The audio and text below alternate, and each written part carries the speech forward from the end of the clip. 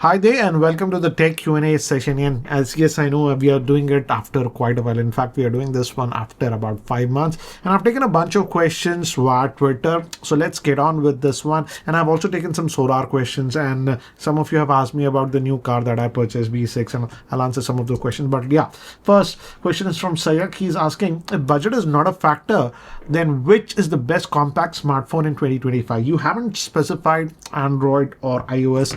I would say the iPhone 16 Pro is a decent one. Yes, it's not super compact, but again, the 6.3 inch size or whatever is considered compact also. Then on Android, I like this is the Pixel 9 Pro.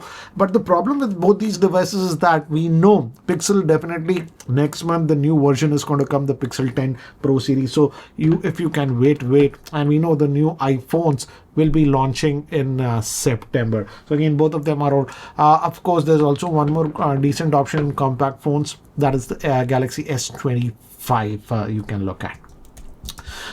This is by Vijay. What do you think about Samsung has removed Bluetooth functionality in S Pen? I feel Air Gesture was the USP for Samsung. Now I don't see any difference between Motorola Edge stylus, which is selling in mid-range, and a flagship Ultra device S Pen. Yes, Vijay, Samsung has removed the Bluetooth functionality from the S Pen of the S25 Ultra. And I was also very curious because now even the S Pen has been removed from this, fold. They have completely removed it, so it's only available in the Ultra. So I hope they bring it back with the S26 Ultra because yes, as you know now, even the Motorola Edge and the mid-range phones have that basic stylus functionality. So let's see if what Samsung does next year with the S Pen. Will they pay attention on it or forget about that? I feel that is, again, at least in foldables, I feel there is a market now for other makers like this Vivo. This is the Vivo Fold X5, etc. If next year they can bring a foldable with integrated S Pen, I think so that will be a big game changer in the foldables, I would say, because looks like Samsung, at least in the foldables, now has abandoned the S Pen, and I don't think so they're going to bring it back because they are after this slim size, and with the S Pen they will not be able to do that. But again, that brings opportunities to other players like Oppo, Vivo, etc. They can do something very different with their foldables, because this year, yes, though this Vivo X Fold 5 is a decent foldable, but again, in front of the Z Fold 7, I would say yes, this is slightly cheaper, but this doesn't stand out like what it used to do about last year. So that's what it is. Anyways, moving to the next one. This is by Utsav. He's asking, what is your best tech purchase of 2025? The best tech purchase, I would say, would be the Mac Mini M4 Pro. Oh, but yeah, that was last year I purchased, I think so in November. That's the best tech purchase that I purchased. After that, I didn't buy any major tech product, to be very frank, in 2025. And as of now, I'm not even looking at something else. But yeah, I purchased a new car, that is a B6. Yes, it's very tech advanced with 5 radars and this and that hard one. But yeah, in terms of computers or new something major, I haven't upgraded this year, and nothing on my horizon as of now that will be cutting edge that I'm looking forward to, be very frank. If some new revolutionary AR glasses or something come that don't look very goofy, that if you wear they look normal, then maybe I might be interested. But again, I think so we are too early in that stage as of now. Maybe hopefully we'll see that in next year or something like that. Anyways, moving to the next one. This is by Ajay Kumar. He says, since Android skins have evolved so much, especially the Chinese ones, which one do you like apart from the One UI? Yes, the One UI is the one that I prefer on Android. Apart from that, I would say I like the Pixel stock UI the most. Apart from that, do we call Motorola Chinese UI? That one I like, the Moto UX, because it's very close to Android, but does add a lot of gestures, like that chop to open the flashlight, gestures and all those things. So that is one that I like. Apart from that, I also like what OnePlus is doing with now it's become Color OS. That is the one also that is decent, I would say. But apart from that, none of the other ones that I like. This is by Abhishek. Which one to pick between the Pixel 9 Pro XL, S25 Ultra, 16 Pro Max? Would love to hear your thoughts. Again, decide between iOS or Android. That is your personal choice. I would say if you don't care about the S Pen, then I would lean towards the Pixel 9 Pro XL, to be very, very frank. It is a very good phone. I would say this is the Pixel 9 Pro. But again, wait, we know that it's going to be launching. It's already August 2nd. The new Pixels are launching on August 20th. So if I were you, I will wait for the Pixel 10 Pro or the Pro XL, and because it's supposed to be having the new Tensor processor, and this time it's supposed to be a lot better. And if that's the case, then I would say just hold on and wait for the Pixel 10 series. Hopefully I will try to cover it. I should get the review on it. Let's see. Anyways, this is by Vibhan. Which phone would you recommend between the Pixel 9 Pro and the Samsung S25 in upcoming sales? I would say if you can get the Pixel 9 Pro for a good deal, and I think so, the price will fall, because generally what happens is with Google phones is whenever the new model comes, the older one falls drastically. I would say wait for the Pixel 9 Pro if the price falls down quite a bit. It's a gem of a smartphone. I will personally not recommend the Pixel 9 because of the heating issues.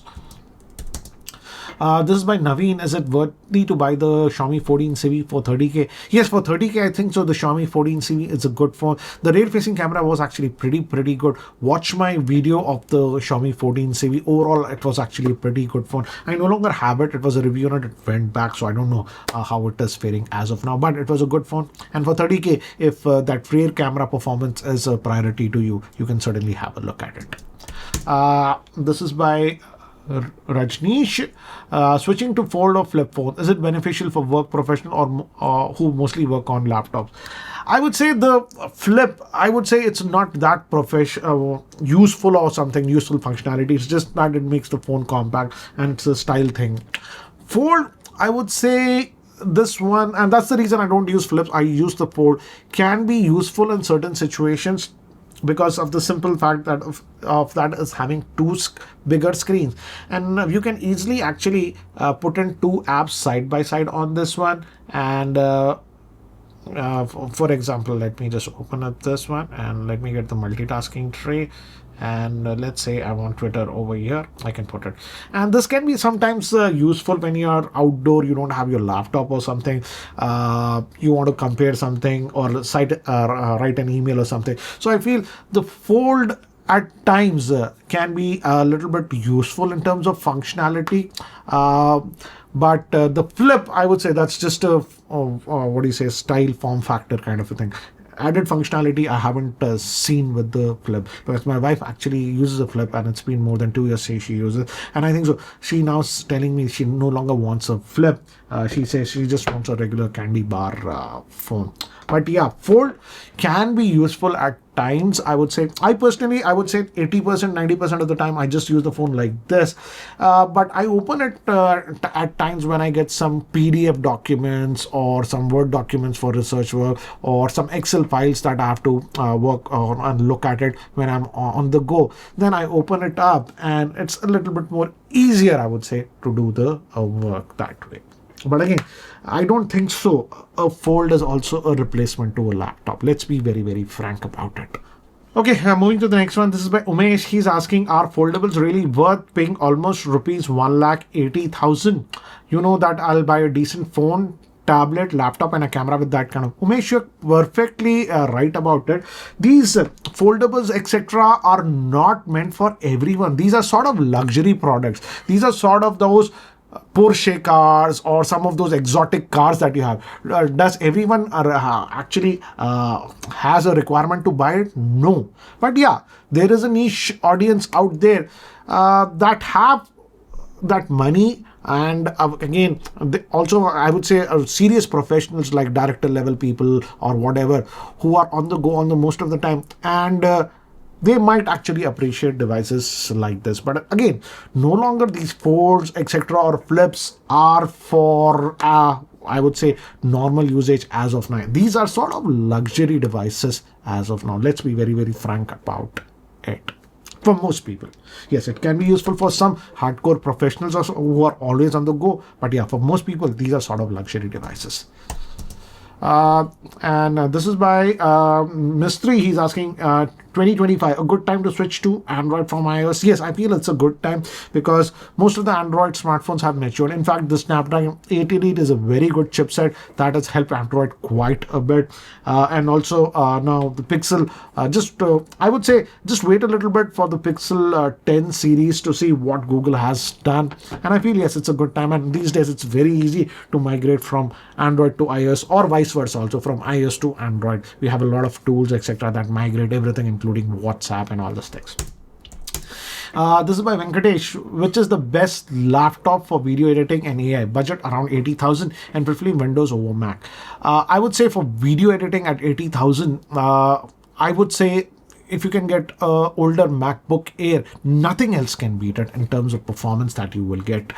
Sadly speaking, for video editing at 80,000 for a Windows laptop, you're not going to get a very good laptop, because in most of the laptops in this price range, I would say the GPU is not that powerful, and even the Snapdragon chips that we had, some of them you are able to get it in 75,000. In that, the GPU performance is not that good as of now. So I would say if you can think about Mac, the MacBook Air would be my bet. Or if you don't care about a laptop, just get the Mac Mini. You can get the Mac Mini, I don't know, for like 60,000 or something. It will blow out anything, any Windows computer in terms of video editing or anything. So sadly, as of now, I would say for serious video editing, etc., on a Windows laptop, you will have to spend a lot more, because you will simply not get a very good GPU with the laptops in this price range. And if you're doing heavy video editing and stuff like that, the machine will definitely struggle. Yes, you can make it work, I would say, but again, the experience won't be that good, to be very frank. I have high expectations with the new Snapdragon chips that should come out in October timeframe or something. But as of now, I would say I don't have something at 80,000 great for video editing. I would say invest in a desktop computer at that price point. You can make a decent desktop computer with a good graphic card that will be good for video editing. But laptop, your budget is too low for an excellent, good, I would say, video editing laptop. Moving to the next one, this is by Ragnakon. He says, please share your impressions on the BE6 and how it is placed in competitive price segment market in India. He's talking about the Mahindra BE6 car. I had purchased it last week, and I would say it's a sports car, and I would say it's a bloody good sports car. I know cars. I have BMW, etc. I had driven a lot of expensive cars also, and the way the driving dynamics of B6 is there, nothing else in the Indian market comes close to it at that price point. You will have to spend about 50 lakhs or something to get that kind of a feel, even more, I would say, to get that kind of a driving dynamics and all the features that you're getting. So yes, I feel it's very competitively priced, I would say. But people are asking me in Twitter also a lot of things about BE6. Is it a family car? No, it's not a family car. Let's just get it right. It's not a family car. It's a car designed. It's a bloody sports car designed for a driver-centric person. If you love driving as something, you will love it. And I would say, yes, 4 or 5 people can sit in it. But again, the rear seating, I would say, is not the greatest, I would say. Yes, in a pinch, 3 people can sit in the car because it's as wide as a Fortuner. But I would say it's mostly designed for 2 people, I would say, and it's a driver-centric car. If you want a family car, then the Mahindra's XEV 9e would be better, or even the XUV 700 in my frank opinion. But again, if you love driving and if you are focused to a driver-centric car, you drive it personally, I would say, then just test drive the BE6. You'll understand what I'm talking about. They have done an excellent job, I would say. Anyways, moving to the next one. This is by Accelerate. Okay, is it a good time to buy Windows laptop, or should we wait till September for Snapdragon? Even maybe the Snapdragon X laptops become cheaper. Yes, I would say this is related to the last question. Yes, this Qualcomm Snapdragon Summit is in September. I was also actually invited. It's in Hawaii.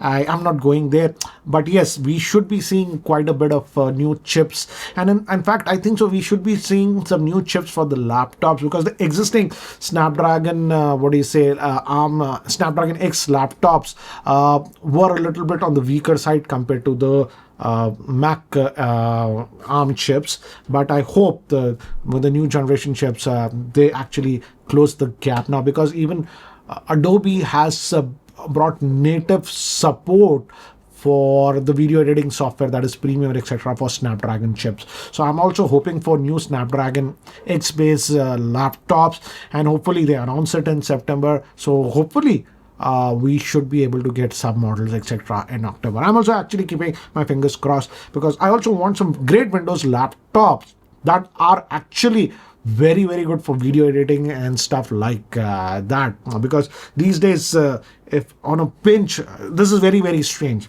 On a pinch, if you are there, I am recommending people the MacBook Air, the older models, because the price to performance that the MacBook Air is giving, no Windows laptop is giving as of now. It's very, very strange, but yeah, that's the reality. So I'm also looking forward to the new Snapdragon chips. Let's see what we get. Something should be announced in September. Hopefully by October we start getting those laptops. Okay, moving to the next one. This is one Sangatam. Share your thoughts on the Nothing Phone 3. There is nothing much to share about it, considering the price point at which they launched it. They launched it at 80,000. I would say the maximum they should have launched it is around 60,000. If they would like to be very competitive, I would say the max price should have been 55,000. But launching it at 80,000, and and you can see the sales numbers, they're hardly getting any sales. I don't think so they're serious about sales.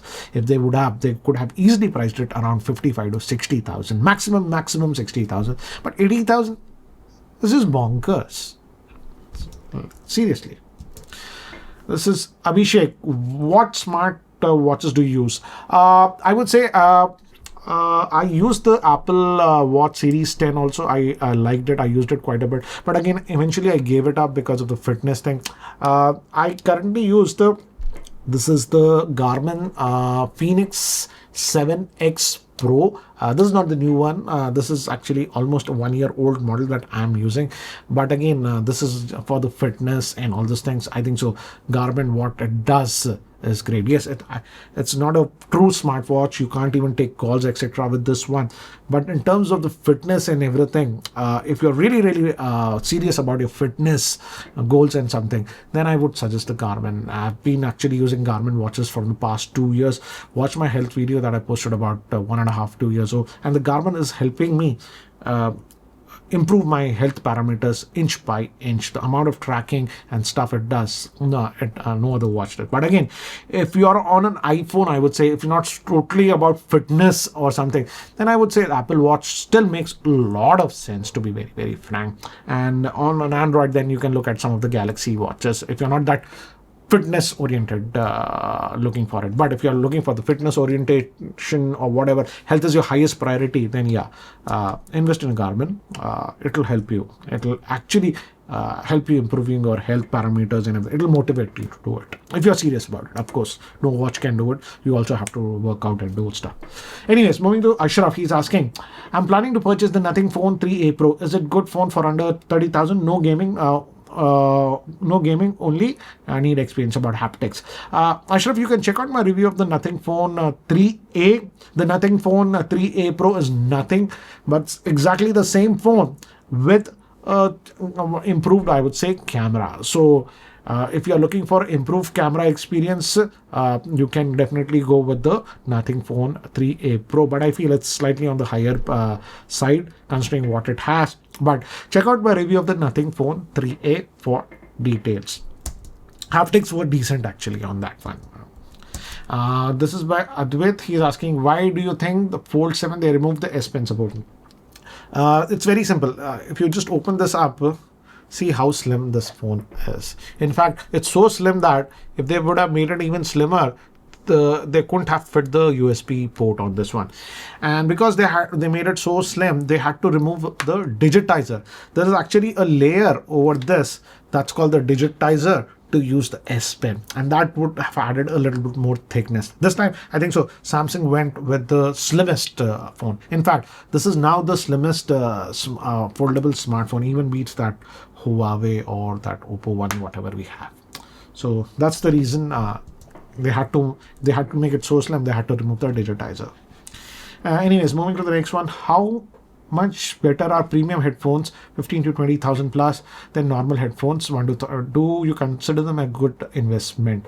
See, if you are having regular headphones, wired headphones, those are actually very, very good. For example, Audio-Technica MX20, MX40, etc. Those are for 4,000-5,000. Sound incredible, I would say, incredible. But those are wired ones. The problem is that the wireless headphones in that price range, 4,000-5,000, don't have that great quality. So if you want wireless, then yes, you will have to jump up your budget quite a bit. Sadly, I would say still, I had some of the wired headphones earlier, the Audio-Technica M50X. I also have the Grado wired ones. Those sound actually, I feel, much better than even the most expensive wired headphones that wireless headphones that I have. That's the Bose QC Ultra or the Sony what is that, XM5, etc. But the problem is that most of the new smartphones simply don't have a headphone jack on, and I don't know about you, but due to the convenience factor, I just listen to the music with whatever smartphone I have, and sadly, the removal of the headphone jack has made those older, headphones with wired connectivity sort of obsolete. But if you already are having audio source that has a headphone jack, etc., you don't have to spend this much money. I would say the audio quality that you get with some of the wired headphones, that is the Audio-Technica M20X, M40X, etc., or M50X, if you really want to splurge, it's just incredible. Grados, etc., wired, those sound incredible. The only advantage these premium headphones have is that, I would say, is that they have noise cancellation, which generally these wired ones don't have. Anyways, moving to the next one. This is by Raj. I am thinking of buying the OnePlus 13 in the upcoming sale. What do you think about the device? Will it be worth for around 50 to 60,000? Have you used the device?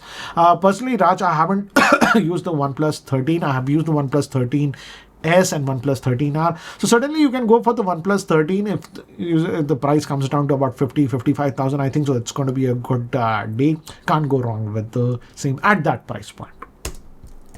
Anyways, moving to the next one. This is by Srinivas. Your thoughts on the budget phones coming with curved screens, as getting screen guards for those curved screens is a hard thing, and the screen replacements cost half the smartphone price. Should the brand focus on SoC and camera than these cameras? Srinivas, yes, I'm also seeing this trend of having curved screen and mid-range smartphones, and I think so manufacturers are doing this because the curved screen any day looks a lot more attractive than a flat screen, and in that price point, I think so they want the phones to look as stylish as possible, and definitely the curved screen looks a lot more expensive smartphone. That is why I think so these manufacturers in the mid-range, etc., particularly Motorola, I would say, in many of their smartphones are giving that curved screen. I feel it's a stupid move because, to be very frank, a flat screen is a lot more practical, and these days most of the flagships actually have moved to the flat screen. So yes, I think so. Instead of just looking at the looks, they should concentrate on a better, in-hand feel and practicality than the curved screen gimmicks, to be very frank. Yes, I agree with that. Anyways, moving to the next one. This is by Mobile Analyst Tamil. Interesting name. How is the YouTube today when compared to, say, 2018, as I wish to neutralize the COVID factor in views and all in terms of audience, particularly participation and behavior, in terms of behavior of YouTube management? Okay, very interesting question. I would say I actually, to be very frank, used to like the earlier YouTube prior to COVID or the Geo time frame, I would say, because at that time, most of the users were actually, when they used to come and watch a video, whatever, they were serious users and actually they wanted to buy that product or something. So very intelligent questions and the interactions, I would say. These days, a lot of time pass crowd that comes, they're not interested in the product. They just come there to just troll around and just actually attack other users and stuff like that. So that has increased, I would say, from a user's point of view. Earlier, used to get very concentrated traffic on the videos of those, but these days I would see a lot of generic traffic also coming to the videos. People just watch it for the heck of it. They might not be even interested in that product, I would say. In terms of YouTube management, I don't know. I lately haven't been interacting a lot with the YouTube India management. Hardly have spoken to anyone in the last 5 years, so I can't comment about it. But definitely, I would say starting a YouTube channel as of now today and becoming successful has become very, very, very tough. It's like become as tough as getting a admission into a top tier college where like lakhs of people will apply and only a couple of 100 or 1,000 will get enrolled. So it's become like that, and you have to have a lot of dedication now to bring up your channel from scratch, let's say, to a popular one. You have to be consistent for 2-3 years. Then also the success is not guaranteed or something. So it's become super tough now, I would say, coming up from the scratch. But yeah, if you have that dedication, everything, you have that attitude of not giving up, then only you should do YouTube now, because it's not a piece of cake or it's an easy thing as of now, I would say. You have to grind. This is by Dot Face. How a new smartphone company can differentiate itself at this crowded market? Nothing's approach, right? Nothing were doing the right thing earlier, but I would say with the Nothing Phone 3, they did everything wrong that they could do. Instead of making a good, decent phone at a decent price, they made a mediocre phone. For example, the chipset used on the Nothing Phone 3, other smartphones like Vivo, iQOO, etc. were giving the same chipset at 35,000 and you are charging 80,000. So they did everything wrong that they could do with the Nothing 3. If only they could have priced that Nothing Phone 3 at around 55,000, it would have sold well. So I would say the core principles haven't been diluted. Make a phone, very, very good phone at a very good price point that you and your friends will be very happy to purchase. Then I think so you have got a good thing. So the basic stays right. I would say what OnePlus was doing earlier, a new company should also do that, but these days gimmicks. Okay, moving to the next one. These are solar related question. This is by Ravi Shankar. He's asking, looking to install a grid solar for 5.4 kilowatt. Anything to keep in mind? Good thing that you're going in solar. It's one of the best investments that you can do. I would say pay attention to the installer from where you're doing. Check his track record, how many years he has been in the industry or stuff like that. Also check upfront about the kind of structure that he's putting, because structure is very, very important. I would say we concentrate just on the solar panels and stuff like that. You should be able to get the latest TopCon panels now, I would say.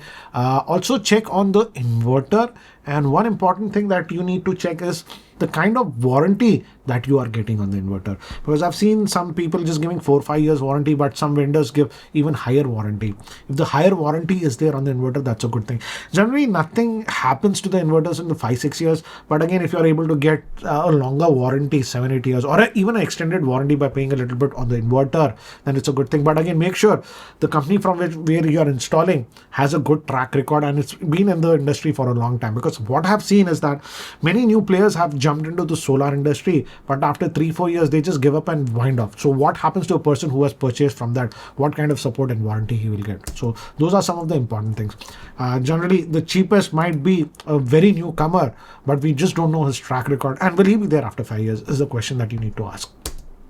Anyways, moving to the next one. This is by Karthik. This question is regarding solar. Vare launched a total solar kit recently and it's selling on Amazon as well. 3 kilowatt cost 1.47 lakhs. During sales, we are getting at least 10 to 15,000 card discount. Shall I buy it and install it through PM Surya vendor for subsidy? See, I saw that listing of that Vare and it looks very nice. But again, Buying a solar panel, inverter, etc., and the wiring and that all that stuff is very, very easy. Who's going to do the installation?